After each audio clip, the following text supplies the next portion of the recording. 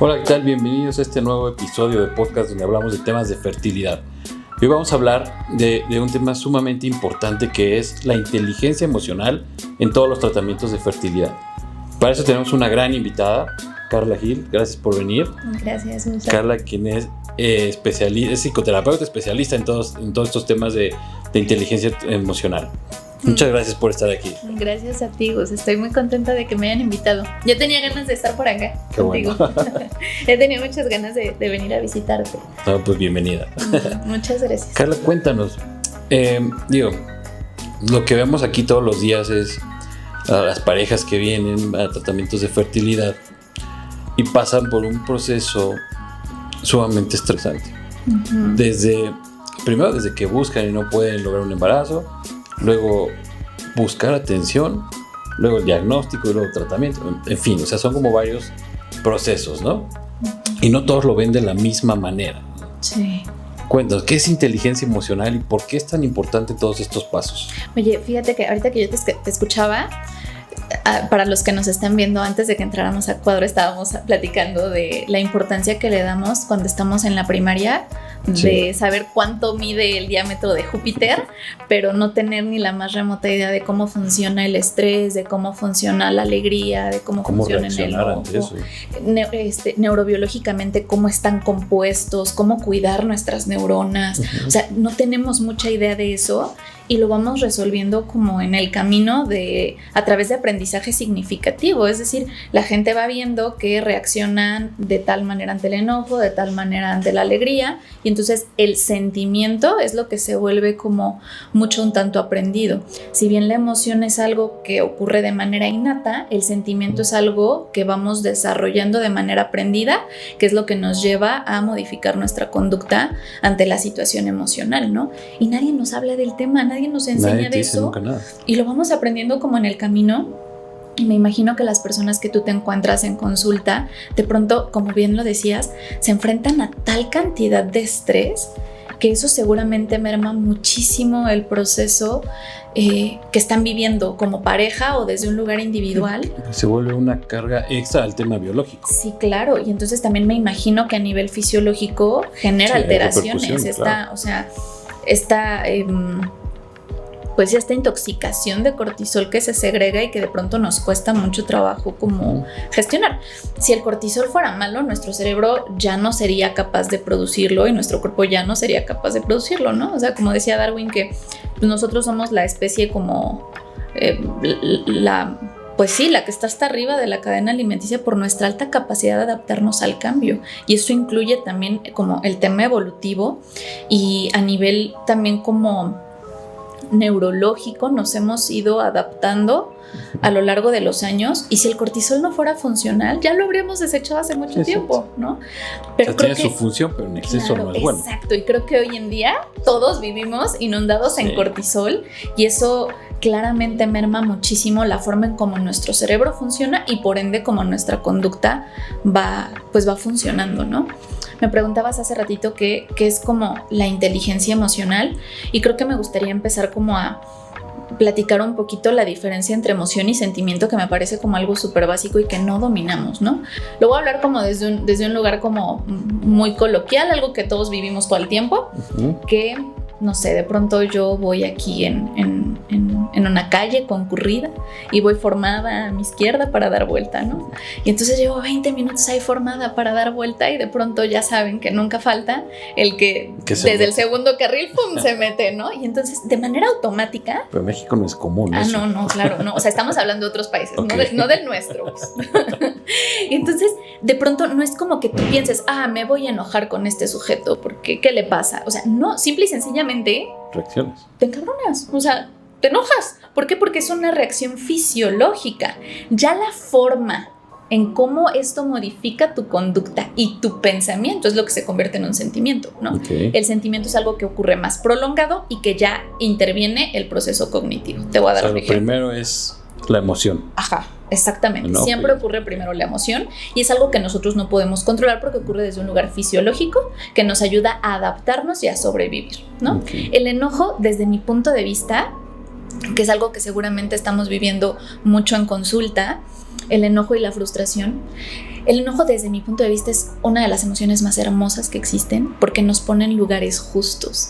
El enojo se activa cuando nos estamos enfrentando a una situación injusta, ¿no? Y entonces de pronto viene como este deseo de yo convertirme en mamá, convertirme en papá, hago todo lo que se me pide, llevo dieta, acudo a mis consultas y de pronto no puedo. Y entonces de manera fisiológica el cerebro percibe una situación injusta y reacciona a eso, ¿no? Ya después viene el sentimiento, retomando como el ejemplo que yo te daba. De pronto cuando la persona se mete, ¡ah!, siento el enojo y después está como, sí, claro, este hijo de no sé qué, cómo se atreve, y llegó contigo y te digo, perdóname, es que llegué tarde porque, ¿qué crees? Una persona se me metió, como ves, gente abusiva. Ahí ya estamos hablando de un sentimiento de rencor a la persona que ni topo, ¿no? Sí. Pero ya es un sentimiento porque ya ya pasó por un proceso cognitivo que me hace llegar contigo y decirte, discúlpame, Gus, llegué tarde porque este güey se me metió, ¿no? Sí. Entonces, creo que es como bien importante cuando hablamos de inteligencia emocional trabajar con el sentimiento, no tanto con la emoción, porque la emoción jamás va a ser algo que llegue a perjudicarnos o que nos ponga en lugares peligrosos. Al contrario, la emoción es una reacción fisiológica que nos ayuda a ponernos en un lugar seguro. Ya cuando pasa a ser un sentimiento, en ese momento ya es cuando nosotros podemos empezar a ponernos en lugares de peligro, conductas autodestructivas, someternos a X cantidad de estrés, etcétera, etcétera. Entonces, por ejemplo, el diagnóstico de infertilidad lo podemos decir de 20,000 formas, pero va a causar una emoción. Exactamente. Y no lo podemos modificar. Eso no podemos modificar. Va a ser el mismo diagnóstico. Así es. Y es completamente humano, claro, ¿no? O sea, para el cuerpo es completamente humano sentir una emoción ante eso, ¿no? Y las personas que de pronto nos escuchen y nos digan, es que en ese momento yo no sentí absolutamente nada, bueno, se llama estado de shock. Sí, ¿no? O sea, el decir yo no sentí absolutamente nada cuando me lo dijeron, es un estado de shock y es el cerebro tratando de cuidarnos de una, es como esta noticia no puedo procesarla, simple y sencillamente no tengo la posibilidad de procesarla en este momento, se bloquea y entonces en este proceso cognitivo que es recibir, procesar, codificar, almacenar y reproducir, se bloquea. Y hasta que el cerebro tenga la capacidad de masticar esta información, que es la codificación, entonces entra, ¿no? Y a veces puede ser saliendo de la consulta, puede ser en 2 semanas, o en un mes, o hasta en 6 meses, que entiendo el diagnóstico que me acaban de dar, ¿no? Y es el cerebro tratando de protegernos. Nuestro cerebro es tan sabio que por algo lo está haciendo, pero de pronto somos tan exigentes con él que buscamos que entienda y procese las emociones y los neurotransmisores funcionen como nos gustaría que funcionaran, ¿no? No como están diseñados para funcionar, para mantenernos lo más sanos posibles, ¿no? Y eso es entonces mágico. Lo que se puede modificar a través de inteligencia emocional es el sentimiento. Exactamente.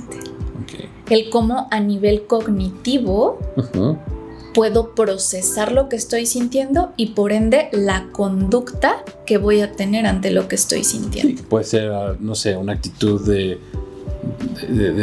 abandono, de derrota, no sé, o proactiva. Exactamente, exactamente. Yo te digo porque yo creo que hay 2 puntos muy importantes en lo que hacemos cuando se involucra mucho sentimiento. Sí. Es a la hora de dar el diagnóstico, ¿no? O sea, explicar y que procese, ¿no? El tema del diagnóstico. Y el otro, después de un tratamiento. Porque puede ser un tratamiento exitoso, la emoción es muy fuerte y luego el sentimiento, ¿no? Felicidad o no sé, ¿no? Pero acá el punto importante es cuando es un tratamiento no exitoso. Sí, claro.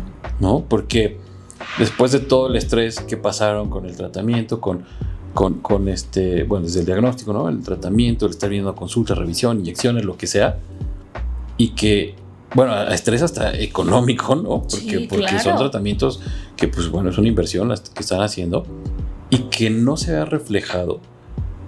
O sea, yo lo veo con mis pacientes, pues sí es un golpe fuerte, o sea, no todos lo procesan igual, ¿no? Hay quien dice, bueno, lo intentamos otra vez luego, y hay quien dice, oye, no, ¿sabes qué? espérame, vengo hasta dentro de 3 meses. Sí, necesito tomarme un tiempo, ¿no? Exacto.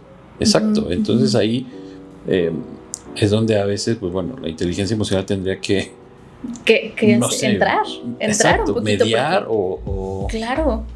Okay. O sea, creo que la realidad es que nosotros no estamos diseñados para recibir ese tipo de noticias. O sea, no lo traemos en el software. No traemos en el software el recibir malas noticias. Es decir, de manera natural, no importa también cuánta inteligencia emocional tengas, no vamos a tener estas herramientas innatas en el momento para poder procesar eso de manera adecuada y de manera fluida como nos gustaría, ¿no? Oye, pero a ver, o sea, ¿tú cómo definirías inteligencia emocional? O sea, yo ¿cómo puedo decir que tengo inteligencia emocional suficiente? O no se puede, o no sé. Sí, claro, yo creo... A ver, de entrada yo creo que la inteligencia emocional es algo que se trabaja constantemente. O sea, yo no creo que sea algo que trabajas y eventualmente llegas y te gradúas en inteligencia emocional. Básicamente porque estamos vivos, ¿no? Y entonces a lo mejor yo he tenido a lo largo de mi vida una herida de injusticia en mi infancia y entonces la trabajé y ahora puedo trabajar y gestionar mucho mejor el enojo ante ciertas situaciones, pero mientras esté viva voy a seguir viviendo diferentes situaciones que probablemente me saquen de este margen que yo tenía conocido como inteligencia emocional. Si yo pudiera definirlo desde una definición muy personal, no saca de Wikipedia ni de Google, ni de... Yo creo que es esta capacidad de gestionar y entender nuestras emociones a través del proceso cognitivo y de la conducta que elegimos tener con ello, ¿no? Yo lo definiría de esa manera. Digo, no entiendo en pocas palabras, es cómo te vas a comportar dependiendo de cómo te sientes. Exactamente. ¿No? Exactamente. ¿Cómo gestionas eso? ¿Cómo gestionas tu conducta y tu pensamiento? Y es modificable. Completamente. De acuerdo a tu experiencia. Completamente. Okay. De pronto, ahorita que me estabas preguntando esto, pensé en la ansiedad, ¿no? La ansiedad dicen por ahí que es exceso de preocupación hacia el futuro. Y así, la palabra clave de la ansiedad es easy. Y si no sale bien, y si llego tarde, y si no está funcionando, y si. Y eso, este proceso es mucho más cognitivo sí, porque que no fisiológico. Exacto, no está basado en nada real. Nada tangible. De lo que tú te estás preguntando está ocurriendo, porque estás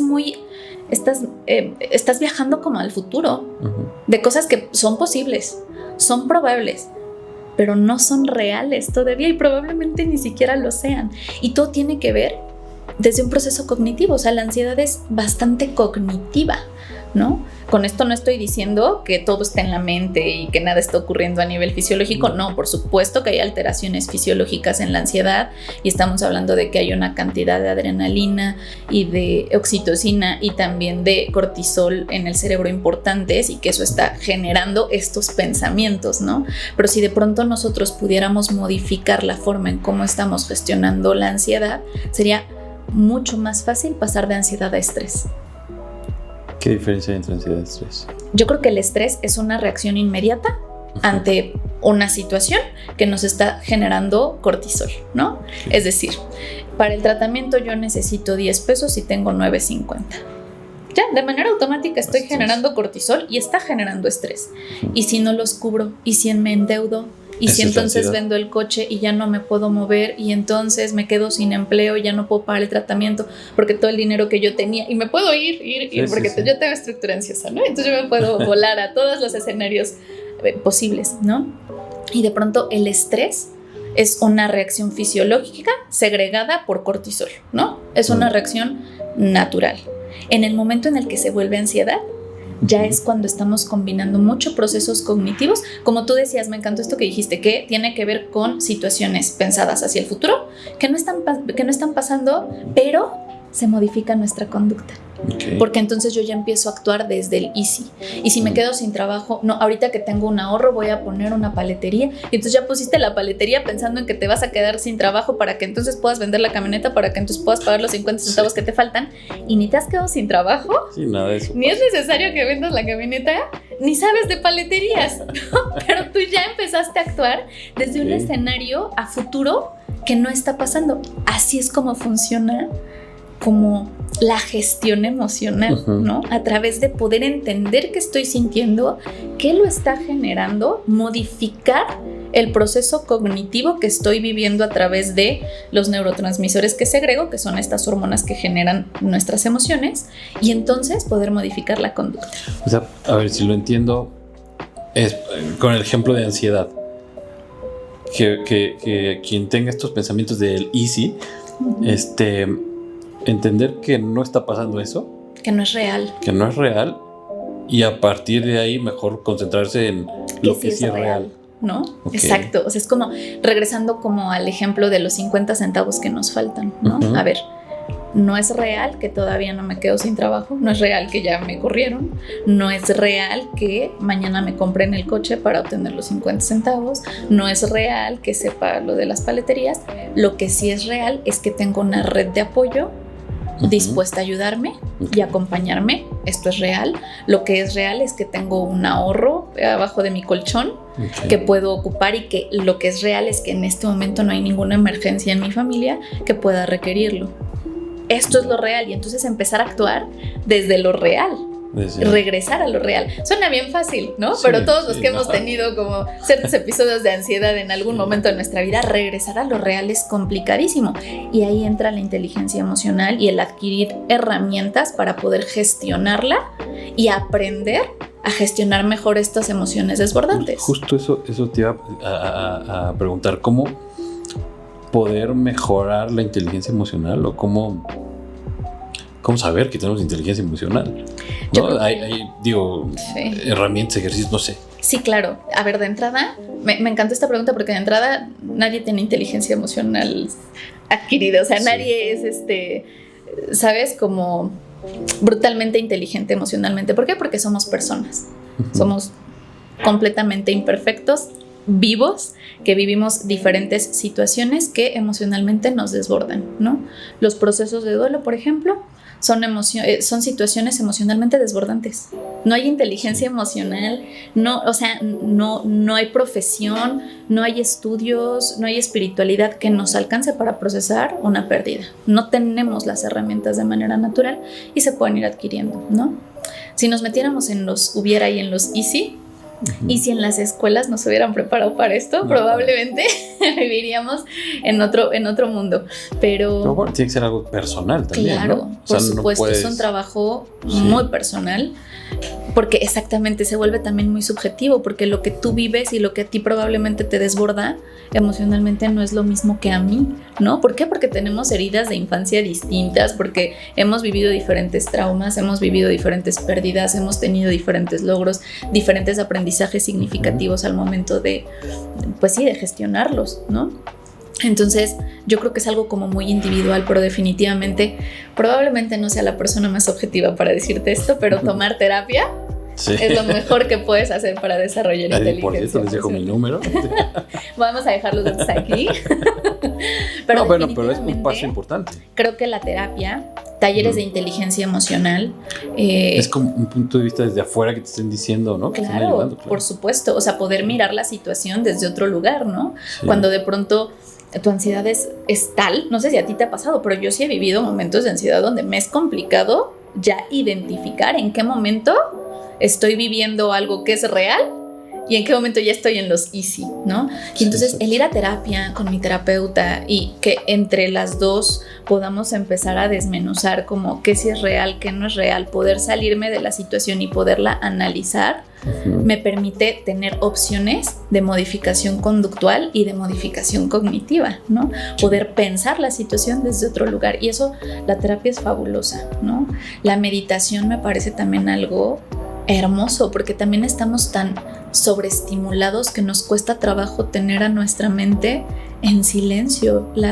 Al final del día, 7 de cada 10 procesos sinápticos que ocurren en el cerebro, que es esta conexión neurológica, 7 de cada 10 son químicos. Eso quiere decir que 7 de cada 10 neuronas haciendo conexión en nuestro cerebro ocurre a través de emociones, ¿no?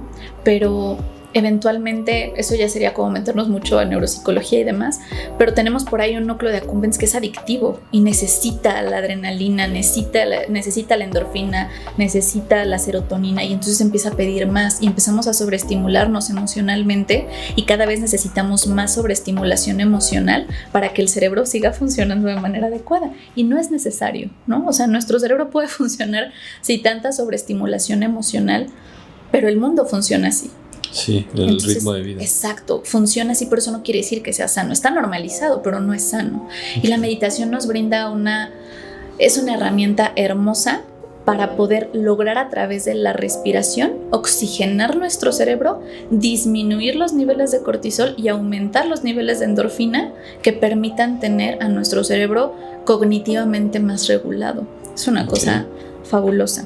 El ejercicio también nos ayuda a liberar endorfinas, disminuir los niveles de cortisol, que creo que a lo que más nos enfrentamos hoy en día, en cualquier situación, en cualquier circunstancia, es la intoxicación de cortisol en el cerebro, ¿no? O sea, justo lo que tú decías, el ritmo nos tiene intoxicados en cortisol. Hasta el aire que respiramos. Exactamente, genera estrés. Entonces, nuestro cerebro vive estresado y por ende todo el tiempo segrega cortisol, y por ende todo nuestro sistema nervioso está en estado de alerta constante, y eso claro que afecta a nivel físico. Empezamos a tener muerte súbita neuronal con intoxicación de cortisol. ¿Eso qué quiere decir? Que cada vez nos quedamos con menos neuronas, sin posibilidad de regeneración celular. O sea, es todo un tema, el tema del cortisol, y creo que el reto es no hacer, o más bien, sí, el reto no es que dejemos de segregar cortisol, sino que no segreguemos cortisol de la manera en que lo estamos segregando. Pero como segregando. decías, tiene su función. Claro. ¿No? Tiene una función. Que se quede. Pero cuando te va a desear, no todo el tiempo. Exactamente, y creo que hoy ocurre todo el tiempo. Entonces el ejercicio ayuda mucho a contrarrestar la intoxicación de cortisol. La meditación, la respiración consciente, el tomar terapia, las viejas confiables que nos dicen aliméntate sanamente, 2 litros de agua, porque el cerebro se deshidrata cuando hay intoxicación de cortisol, etcétera, ¿no? Entonces creo que estas viejas confiables que ya todos nos dicen, y que los médicos les dicen, a veces, los nutriólogos les dicen, y todo el mundo les dice. Tal vez piensa que exageramos, ¿no? Pero creo que es algo como muy real. O sea, cuando nosotros tenemos 2 años, tenemos 100,000 millones de neuronas. Y si sacamos la cuenta aproximada, ojo, no soy contadora, yo soy psicóloga, pero si sacamos una cuenta aproximada, estamos perdiendo una neurona por segundo, 3,600 neuronas por hora. Y si nosotros lo hacemos, o sea, si esta pérdida neuronal natural la vivimos bajo estrés, estamos hablando de que estamos perdiendo el doble de neuronas aproximadamente por hora, sin posibilidad de regeneración. Eso es gravísimo, porque entonces hay muchísima alteración fisiológica. O sea, es muy grave, pero tampoco nadie nos ha enseñado a cuidar nuestras neuronas, y pensamos que como yo me levanto, respiro, pienso, siento, mis neuronas están ok, ¿no? Pero hay mucha muerte súbita neuronal en el cerebro a través de altos niveles de cortisol, que a veces pues tampoco es como que lo podamos controlar. El que vengan contigo a recibir una mala noticia, un mal diagnóstico, claro que nos inunda en cortisol, y claro que hay una muerte neuronal importante en ese momento, y la manera de poderle ayudar a nuestro cerebro a la regeneración natural de estas células pues es a través de la alimentación, del agua, de una oxigenación adecuada al cerebro, a través de meditación, de ejercicio, de inteligencia emocional, desarrollarla a través de la terapia, ¿no? Que hay muchas personas que se quedan sin neuronas y terminan siendo diputados o cosas así. Bueno. Son cosas que pasan, ¿no? Ahí las consecuencias del por qué tenemos que tomar 2 litros de agua, ¿no? Todos los días por lo menos. Claro, digo, la charla puede dar para horas y horas, ¿no? Esto es muy interesante, pero ¿cuáles serían los puntos clave? ¿Qué es lo que tú recomendarías a todos los que nos están viendo? Que tienen un tema ahí de que quieren saber su inteligencia emocional, bueno, que quieren manejar la inteligencia emocional, ¿no? Yo vamos a irnos como más concretos. Tomen terapia, la que les acomode. Está la cognitivo-conductual, la gestalt, la psicodinámica, el psicoanálisis, el humanismo.